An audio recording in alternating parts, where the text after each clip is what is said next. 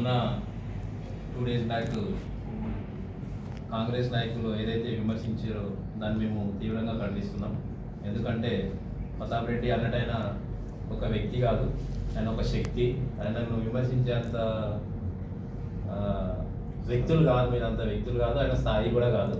ఎందుకంటున్నానంటే అతను ప్రజల మనిషి, ఎల్లవేళలా ప్రజల గురించి ఆలోచించేటువంటి ఒక గొప్ప మనసున్న వ్యక్తి. ఎందుకంటే అన్న అంటే నేనున్నానే వ్యక్తి ఎవరైనా ఉన్నారంటే గజ్వేల్ నియోజకవర్గంలో ప్రతాప్ రెడ్డి.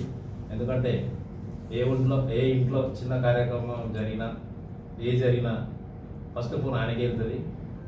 ఆయన వచ్చి నేనున్నాననే ధైర్యం ఇస్తాడు ప్రతిదానికి. అదేవిధంగా ఇప్పుడు ఎంఎస్ అగర్వాల్ ఏదైతే ఉందో ఆ కంపెనీ లాస్ట్ టీఆర్ఎస్ ప్రభుత్వంలో వచ్చిన కంపెనీ కాదు, గత పాలకులు టీఆర్ఎస్ ప్రభుత్వంలో వచ్చినటువంటి కంపెనీ కూడా కాదు. ఆ 2004-2006లో వచ్చినటువంటి కంపెనీ, అప్పుడు అదే కాంగ్రెస్ ప్రభుత్వంలో వచ్చినటువంటి కంపెనీ. ఇప్పుడు ప్రతాపన్న పోరాటం కూడా ఏంటంటే కంపెనీ ఎక్స్టెన్షన్ అవుతుంది, దాన్ని ఆపాలి. దానివల్ల ఎంతోమంది చెట్లగౌరవం రంగాయపల్లి సంబంధించినటువంటి వ్యక్తులు, ప్రజలు ఎవరైతే ఉన్నారో చాలా ఇబ్బంది పడుతున్నారు. మానసికంగా, శారీరకంగా చాలా ఇబ్బంది పడుతున్నారు.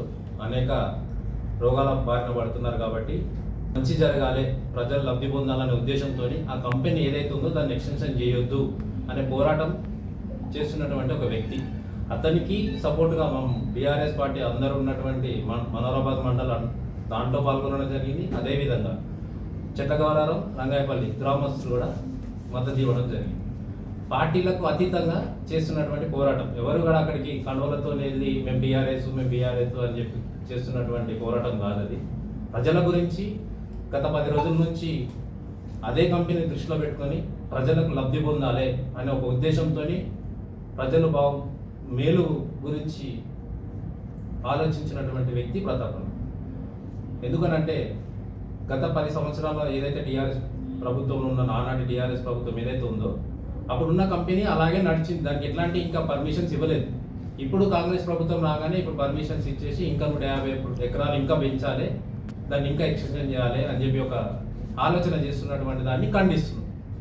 కంపెనీలు రావడానికి అందరూ సపోర్ట్ చేస్తారు. అట్లాంటి కంపెనీకి మేము వ్యతిరేకం కాదు. ఆ కంపెనీ అనేది తీసేసి ఇక్కడ ఇండస్ట్రియల్ దాంట్లో ఏర్పాటు చేసుకోండి, ఇబ్బంది లేదు. దానివల్ల 2 ఊర్ల ప్రజలు ఇబ్బంది పడుతున్నారు. అదేవిధంగా చాలా నష్టం జరుగుతుంది. ఏ బోర్ వేసినా అదే కెమికల్ వాటర్. ఒకరోజు మిషన్ భగీరథ వాటర్ రాకపోతే ఆ నీళ్లు తాగే పరిస్థితి కూడా లేదు. అక్కడ ఉన్నటువంటి రియల్ ఎస్టేట్ లబ్ధిదారులు ఎవరైతే ఉన్నారో వాళ్ళంతా హైదరాబాద్లో సెటిల్ అయి ఉన్నారు. కానీ ఒక 20% అక్కడ ఉన్నా కూడా 80% ప్రజలు అనేది చాలా ఇబ్బంది పడుతున్నారు. స్నానాలు కూడా చేయాలంట. మాకు మొన్న ఊర్లో వెళ్తే వాళ్ళ ఒక్కొక్క లేడీస్ చెప్తుంటే వాళ్ళ బాధలు వర్ణన తీరుతారు. మేమే కళ్ళలోకి నీళ్ళు తెచ్చుకున్నటువంటి పరిస్థితి. మరి వాళ్ళకి కనిపించట్లేదా ఇది? మేము ఆ రోజు చేసినాం. ఓకే, మీరు అన్నట్టు బీఆర్ఎస్ వచ్చి ప్రచారం చేసారు, ధర్నా చేశారు. నెక్స్ట్ అయినా మీకు అవకాశం ఉంది కదా, ప్రజల లబ్ధి గురించి మీరు కూడా అట్లా పాటుపడవచ్చు కదా. అది వదిలేసి ప్రతాప్ రెడ్డి వచ్చిండు, అది రాజకీయం చేస్తుండు, ఇది రాజకీయం. మేము కనువలతో రాలేదు, ప్రజల పక్షాన ప్రజల గురించి అదే గ్రామంలో వెళ్ళి మేము పోరాటం చేస్తాం. ప్రజలు చెట్లగౌరవం రంగాయపల్లి అన్న మాకు అన్యాయం జరుగుతుందని చెప్పేసి మా అన్నకి కాల్ చేస్తే వెళ్ళి ఆ ఊరు నడుమధ్యలో చేసి వంట వార్పు కార్యక్రమం చేసి మా ప్రతాప్ రెడ్డి అన్న గారు నిరాహార దీక్ష, ఎట్టి పరిస్థితుల కంపెనీ బంద్ చేయాలి, దీనివల్ల ప్రజలు చాలా ఇబ్బంది పడుతున్నారు, అనేక రోగాల బారిన పడుతున్నారు. అక్కడ ఒక్కొక్క లేడీస్ పిండాలు అవి చెప్తుంటే మేమే బాధపడి కళ్ళలో నీళ్ళు తెచ్చుకున్నటువంటి పరిస్థితి అక్కడ ఏర్పడుతుంది. ఆ కంపెనీని ఎక్స్టెన్షన్ చేయగానే పోరాటంలో పాల్గొన్నటువంటి ఒక గొప్ప మనసున్న వ్యక్తి ప్రతాప్ రెడ్డి. అన్నని విమర్శించడం అది ఎంతవరకు కరెక్ట్ మీకే తెలవాలి. మీ గ్రూప్ రాజకీయాలు మీరు చేసుకుంటూ మీకే సరిగ్గా లేక మీరే విమర్శించారు. మా అన్న కూడా అదే రోజు నైట్ ఆ 2 days ముందు నైట్ కాల్ వచ్చింది. ఏమన్నా వచ్చిందంటే కాంగ్రెస్ నాయకులన్నా ముడుపులు అందిపోయినాయి అని చెప్పేసి కాంగ్రెస్ వ్యక్తుల నుంచి మా అన్న కాల్ వచ్చిందంట. మా అన్న కూడా దానికి సవాల్ వేస్తూ అడిగి ఉన్నాడు. ఎవరైతే మిమ్మల్ని తీసుకున్నారో వాళ్ళు వచ్చేసి మీరు హనుమన్లకుల్లో జరిగింది అని చెప్పేసి అన్నాడు తప్ప కానీ ఎవరిని వ్యక్తిగతంగా ఎవరిని విమర్శించలేదు, ఎవరిని అనలేదు. పేరు పెట్టి ఈ వ్యక్తి తీసుకున్నాను ఎక్కడ అనలేదు. తీసుకున్నానే చెప్పి మీరు ఎవరైతే ఉన్నారో వాళ్ళు చెప్తేనే మా ప్రతాప్ అన్న అన్నాడు. ఇంకో మాట కూడా అన్నాడు. ఏమన్నాడు? సరే మీరు తీసుకోలేదని చెప్పేసి అదే హనుమన్లో కూడా జర్రి వ్యాపకమ్మలు పట్టుకొని నా ముందు చెప్తే నాతో పాటు షాలో కప్పి సన్మానం కావాలించుకొని నాతో పాటు ధర్నాలు కూర్చొని పెట్టుకుంటా అని చెప్పేసి కూడా మా అన్న చెప్పడం జరిగింది. మీరు రెడీగా ఉంటారండి, దాంట్లో ఎవరిని ఇబ్బంది లేదు కదా. గుమ్మడికాయల దొంగ అంటే భుజాలు తరుముకున్నట్టు ఎవరిని వ్యక్తిగతంగా విమర్శించలేదు. ఎవరు డబ్బులు అయితే తీసుకున్నారో వాళ్ళని అన్నారు. పేరు పెట్టి కానీ ఎక్కడికి పలానా వ్యక్తి కానీ తీసుకున్నాను ఎవరూ చెప్పలేదు. మీ దాంట్లో పార్టీలు ఉన్నోళ్ళే మా అన్నకు రాత్రి 10 గంటలకు కాల్ చేసి వాట్సాప్ కాల్ కూడా చేసి వాట్సాప్ కాల్ రికార్డ్ చేయకుండా వాట్సాప్ కాల్ చేసి అన్న మా దాంట్లో కొంతమంది డబ్బులు తీసుకుని ఇట్లా వన్ సైడ్ చేస్తున్నారన్న, కంపెనీకి అతీతంగా వాళ్ళు కంపెనీకి మద్దతుగా పోరాటం చేస్తున్నారు, కంపెనీ ఉండాలనే దాంతోనే చేస్తున్నారు అనే ఉద్దేశంతో అన్న మాట్లాడడం జరిగింది. విమర్శలను అయితే ఎవరైతే విమర్శించిండు కానీ వ్యక్తిగతంగా ఎవరిని విమర్శించలేదు, ఎవరి పేరు తీయలేదు. మీ కాంగ్రెస్ నాయకులు కూడా చెప్తే మీరు పోరాటం చేయండి, మేము చేస్తాం, మనం అందరం కలిసి కంపెనీ ఎక్స్టెన్షన్ చేయకుండా ఆపే ప్రయత్నం చేద్దాం తప్ప. కానీ పార్టీలకు అతీతంగా ఇప్పుడు ఏదో ప్రతాప్ రెడ్డి రాగానే ఇప్పుడు ఎలక్షన్స్ లేవు, ఇప్పుడు రాగానే ఓట్లు వేస్తారు, ఓట్లు తీస్తే కానీ ఓట్లు ఏదో కోల్పోతే అనే ఉద్దేశం లేదు. ఇంకా 2 సంవత్సరాల తర్వాత ఎలక్షన్స్. ప్రతాప్ అన్న అనేటువంటి ఎలక్షన్లకు అతీతంగా ప్రజల గురించి నిల్లవేళలా ప్రతిరోజు ప్రజల మధ్యలో ఉండేటువంటి ఒక గొప్ప వ్యక్తి. ఆయన రోజు ఒక 200 నుంచి 300 నుంచి జర్నీ చేసుకుంటే కాన్స్టిట్యూన్సీ మొత్తం గుయ్య 108 లాగా తిరుగుతున్నటువంటి ఒక గొప్ప వ్యక్తి, ఒక ఉన్నతమైన మనసు కలిగినటువంటి ఒక శక్తి. ఆయనను విమర్శించడం మీకు సరికాదు. ఇదే విధంగా మళ్ళీ ఇంకోసారి మీరు ప్రతాప్ రెడ్డి పైన కానీ మా బీఆర్ఎస్ నాయకుల పైన కానీ మీరు ఇట్లాంటి అనుచిత వ్యాఖ్యలు చేస్తే మేము దాన్ని తీవ్రంగా ఖండిస్తాం. అదేవిధంగా ఇట్లాంటి చట్టపరమైన కంపల్సరీ చర్యలు తీసుకోవడం జరుగుతుంది.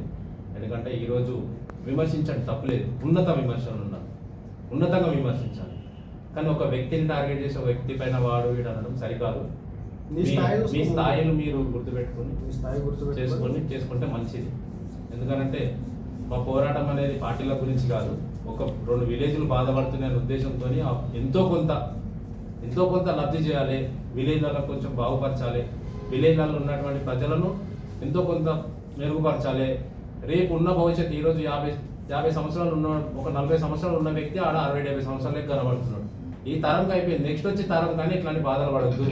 ఆయన చూసి ఆ ఒక ఫ్యాక్టరీల గురించి మన శేఖర్ కూడా చెప్తుంటే చలించిపోయి 10 రోజుల నుంచి అదే పనిగా పెట్టుకొని తిరుగుతున్నాడు.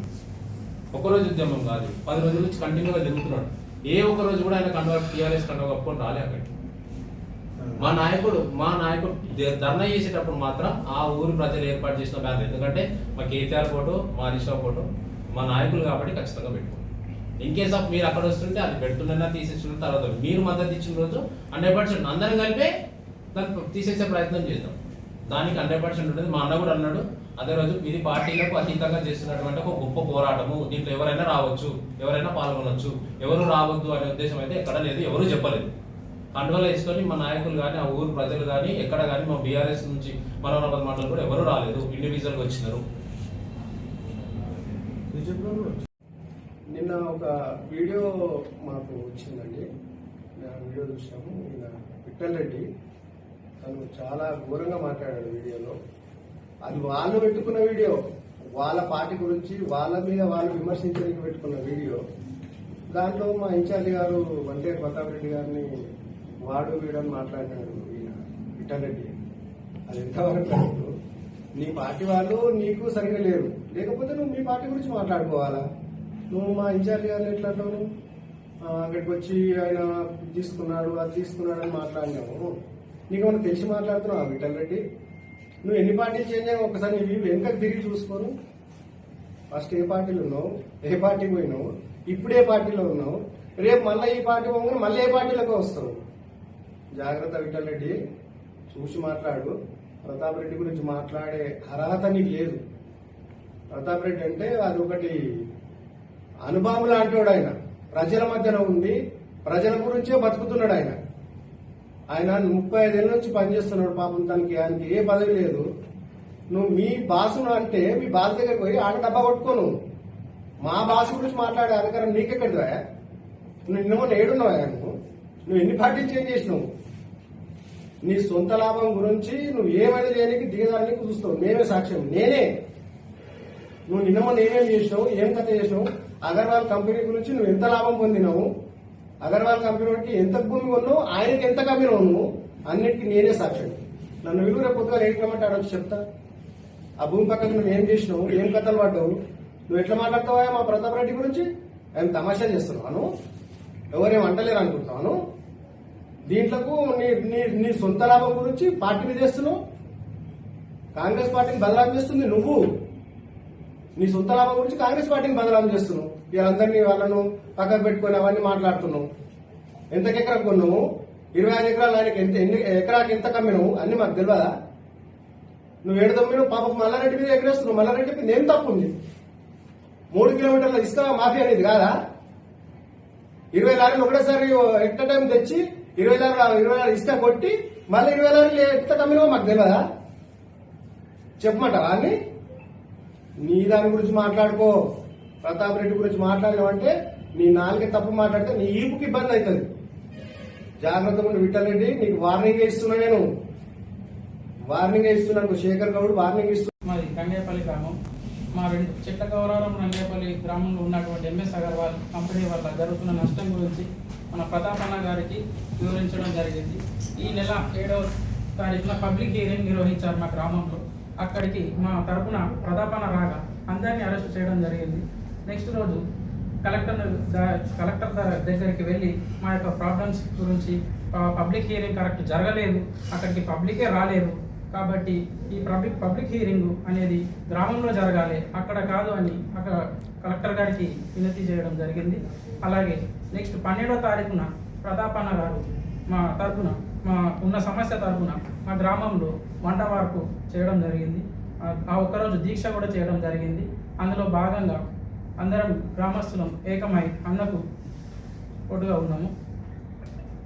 అయితే ఈ ఆ రోజు ప్రతాప్ అన్న గారు కూడా వివరించారు ఏమనగా, ఇక్కడ పార్టీలకు అతీతంగా ఇది పోరాటం చేస్తున్నాము, ఇందులో అందరూ పాల్గొనాలని, బీజేపీ బీఆర్ఎస్ అని కాంగ్రెస్ వాళ్ళని తేడా లేకుండా అందరూ ప్రజల పక్షాన నిలబడాలని అందరికీ వివరించారు. కాబట్టి ఎవరైనా సరే, ఏ పార్టీ వాళ్ళైనా సరే, మా యొక్క 2 గ్రామాలకు ఉన్న ఆ కంపెనీ వాళ్ళ నష్టాన్ని, ఆ బాధను దూరం చేయాలని, ఆ కంపెనీని వెంటనే ఇక్కడ నుంచి తరలించాలని, ఆ ఎక్స్టెన్షన్ కూడా ఆపేయాలని మేము కోరుతున్నాం. అగర్వాల్ ఫ్యాక్టరీ మనకు 2006 సంవత్సరంలో గత కాంగ్రెస్ ప్రభుత్వంలోనే స్టార్ట్ అయింది. అది తర్వాత దాన్ని కొంచెం కొంచెం చేసుకుంటా మళ్ళీ వచ్చి మనకు 2019లో పబ్లిక్ హియరింగ్ అయినా కానీ వద్దని అబ్జెక్షన్ చేసినాం. మళ్ళీ రీసెంట్గా మనకు ఈ మంత్ 7వ తారీఖు నాడు పబ్లిక్ హియరింగ్ పెట్టినప్పుడు స్థానికులను అందరినీ, ఈ ప్రభుత్వంలో ఉన్న పోలీసుల అరాచకం వల్ల స్థానికులను ఎవ్వరు సభకు రాకుండా అడ్డుకున్నారు. అటు విషయం ప్రతాపన దృష్టికి వేస్తే ఆయన మనకు తోడుగా ఉండి ఈ నెల 12వ తారీఖు నాడు గ్రామము నిరాహార దీక్ష చేపట్టినాడు. ఏదైనా ప్రతాప్ రెడ్డి అని ఇప్పుడు మనకి ఏదైనా ఇప్పుడు చేపట్టిండు అంటే మనకు మద్దతు నిలబడ్డాడు అంటే మన కోసం తప్ప పార్టీలకు అతీతంగా పనిచేసిండు. మీరు కూడా కాంగ్రెస్ నాయకులు కానీ ఇతర బీజేపీ నాయకులు కానీ ఎవరున్నా కానీ అతీతంగా వచ్చి ప్రజల కోసం నిస్వార్థంగా పనిచేయండి.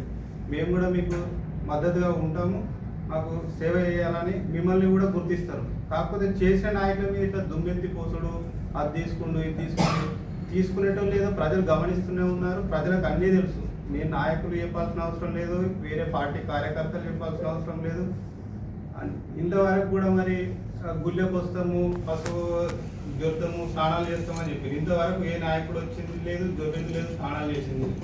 వాళ్ళ రాజకీయ పబ్బం కోసం ఇట్లా పూట గడుపుకోవడం తప్ప వాళ్ళు చేసింది ఏమీ లేదు. దయచేసి అన్ని పార్టీల నాయకులకు విజ్ఞప్తి ఏం చేస్తున్నా అంటే, వచ్చి గ్రామస్తుల తరఫున పోరాడండి, పరిశ్రమ విస్తరణ ఆపండి, మిమ్మల్ని అన్ని గ్రామ ప్రజలు అందరూ గుర్తిస్తారు.